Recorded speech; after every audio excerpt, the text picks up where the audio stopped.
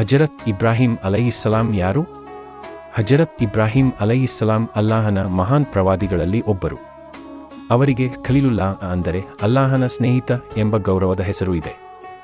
ಅವರು ಜನರನ್ನು ಅಲ್ಲಾಹನ ಆರಾಧನೆಗೆ ಕರೆದು ವಿಗ್ರಹಾರಾಧನೆಗೆ ವಿರೋಧ ವ್ಯಕ್ತಪಡಿಸಿದರು.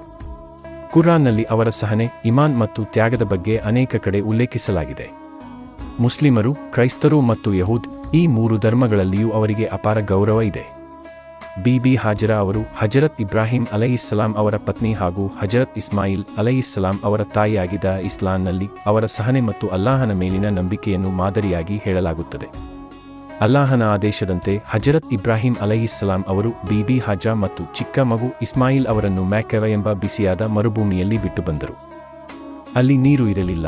ಮಗು ದಾಹದಿಂದ ಅಳುತ್ತಿದ್ದಾಗ ಹಾಜಾ ಅವರು ಸಫಾ ಮತ್ತು ಮರ್ವಾ ಬೆಟ್ಟಗಳ ನಡುವೆ ನೀರಿನ ಹುಡುಕಾಟಕ್ಕಾಗಿ 7 ಬಾರಿ ಓಡಿದರು. ಅವರ ಪರಿಶ್ರಮ ಮತ್ತು ಅಲ್ಲಾಹನ ಮೇಲಿನ ಭರವಸೆಯನ್ನು ನೋಡಿ ಅಲ್ಲಾಹನು ಜಂಜಂ ನೀರಿನ ಹೊರೆಯನ್ನು ಹೊರಹೊಮ್ಮಿಸಿದನು. ಆ ಪವಿತ್ರ ಜಂಜಂ ನೀರು ಇಂದಿಗೂ ಮ್ಯಾಕನಲ್ಲಿ ಇದೆ ಮತ್ತು ಲಕ್ಷಾಂತರ ಜನರು ಅದನ್ನು ಕುಡಿಯುತ್ತಾರೆ. ಹಜ್ ಮತ್ತು ಉಮ್ರಾ ಸಮಯದಲ್ಲಿ ಸಫಾ ಮತ್ತು ಮರ್ವಾ ನಡುವೆ ಸಿಯ ಮಾಡುವ ಪದ್ಧತಿ ಬೀಬಿ ಹಾಜರಾ ಅವರ ಆ ಪ್ರಯತ್ನದ ನೆನಪಾಗಿದೆ. ನಂತರ ಹಜರತ್ ಇಬ್ರಾಹಿಂ ಮತ್ತು ಅವರ ಪುತ್ರ ಹಜರತ್ ಇಸ್ಮಾಯಿಲ್ ಅಲೈಹಿಸ್ಸಲಾಂ ಅವರು ಸೇರಿ ಕಾಬಾ ನಿರ್ಮಿಸಿದರು. ಇವರಿಂದ ನಮಗೆ ಕಷ್ಟದ ಸಮಯದಲ್ಲಿ ಅಲ್ಲಾಹನ ಮೇಲೆ ನಂಬಿಕೆ ಇಡಬೇಕು ಎಂದು ತಿಳಿಯುತ್ತದೆ.